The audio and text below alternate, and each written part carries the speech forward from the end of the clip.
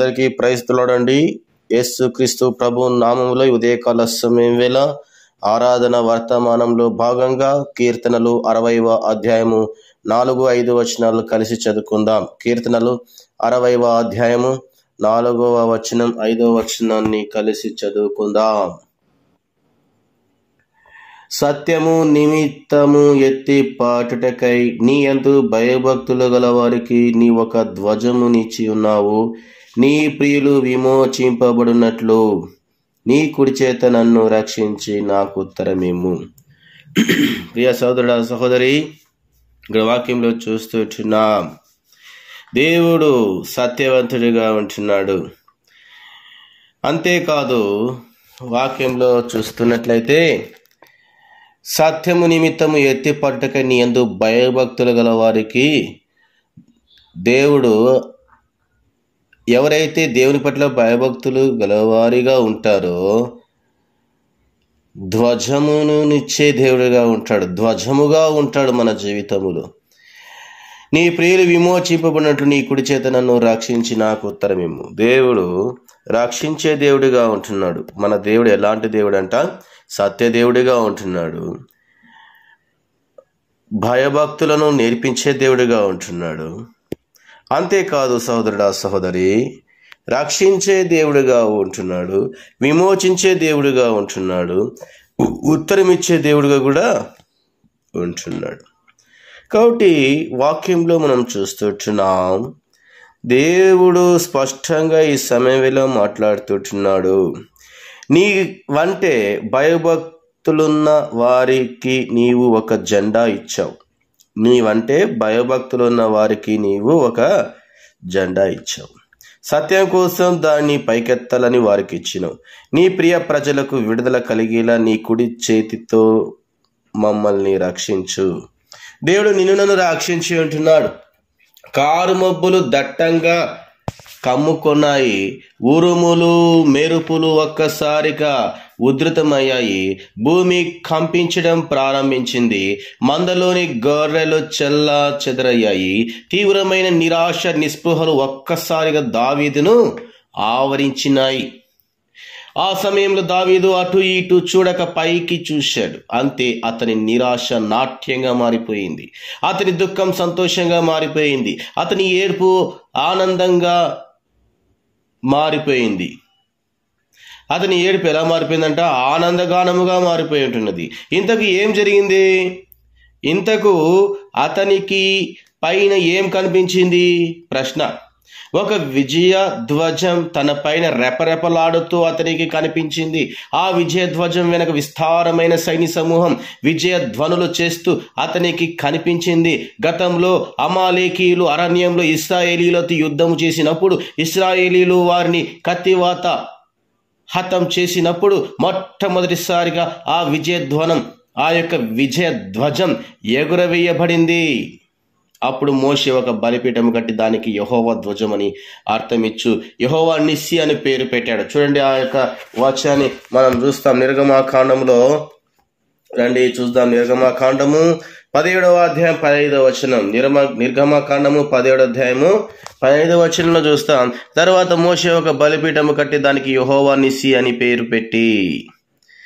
ఏంటి యెహోవా నిస్సి అనగా? ధ్వజము, ఒక ధ్వజము. దేవుడు మన పట్ల యెహోవా నిస్సిగా ఉంటున్నాడు, ఒక ధ్వజముగా ఉంటున్నాడు. నిన్ను ఒక ధ్వజముగా నిలబెట్టి ఉంటున్నాడు. ఎందుకంటే ఆ యొక్క ధ్వజమును బట్టి మనం ముందుకు సాగిపోతుంటున్నాం. యెహోవా ధ్వజము ఎన్నటికీ అపజయాన్ని చవి చూడదు. అది పరిశుద్ధాత్ముని శక్తిచే పైకెగురబడి నిరంతరం రెపరెపలాడుతూ ఉంటుంది.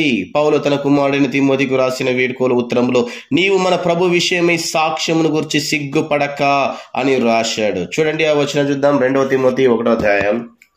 2వ తిమోతి 1వ అధ్యాయం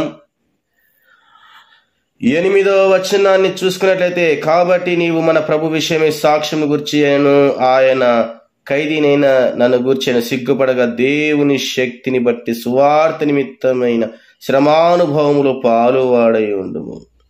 చూసారా అండి? పాలువాడే ఉండాలి. పాలుభాగస్తులుగా చేశాడు దేవుడు నేను నన్ను.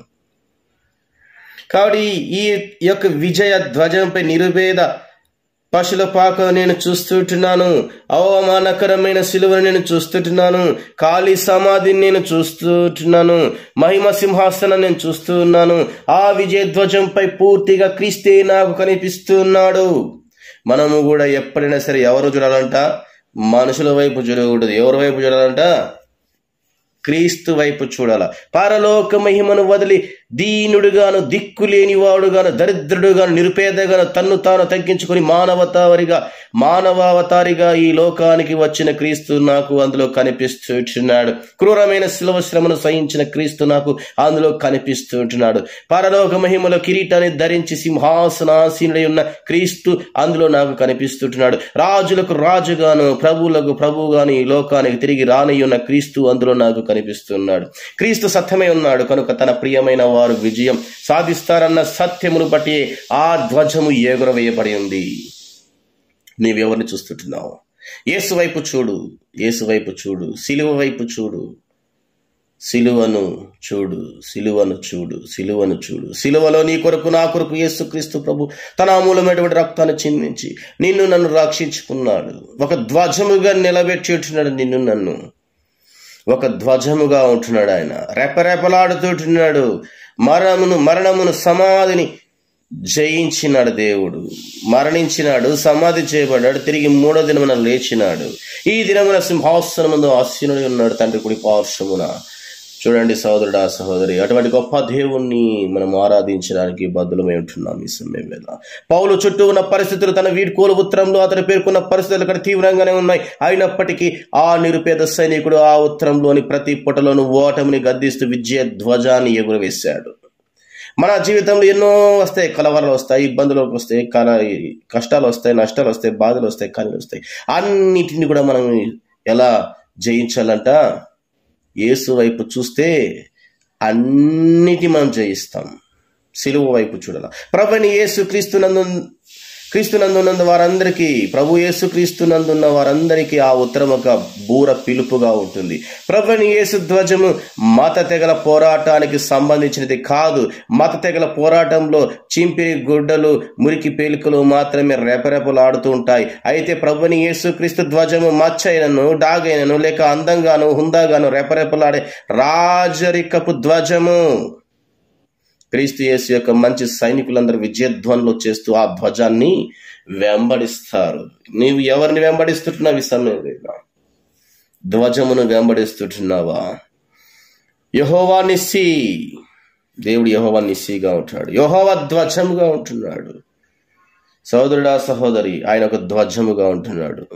ఆ యొక్క ధ్వజములో నేను పాలు పొందుదాం. ఆ ధ్వజములో నేను వెంబడిద్దాం. ఆ ధ్వజమును బట్టి మనం ముందుకు సాగిపోదాం. సిలువ వైపు చూద్దాం, సిలువ వైపు చూద్దాం. సిలువను గురించి మనం ఏం చేయాలంట? ఆయన చేసిన బలియాగమును గురించి మనం ఏం చేయాలంట? ఉత్సాహముతో, సంతోషముతో, ఆనందముతో గంతులు వేస్తూ ఆయన సన్నిధిని ఏం చేయాలంట? విజయధ్వనులు చేస్తూ చక్కగా ఆరాధించడానికి మనం ముందుకు సాగిపోదాం. కాబట్టి ఆరాధించేటువంటి వారు ఎలా ఆరాధించాలంటే భయభక్తులతో కూడుకున్నటువంటి ఆరాధన, ఆత్మతో సత్యముతో కూడుకున్నటువంటి ఆరాధన. కాబట్టి సహోదరుడ, సహోదరి, పూర్ణ హృదయముతో దేవుని మనం ఈ సమయం వేళ ఆరాధించడానికి ముందుకు సాగిపోదాం. దేవుడిచ్చిన వాక్య భాగమును దీవించి ఆశీర్వదించును గాక.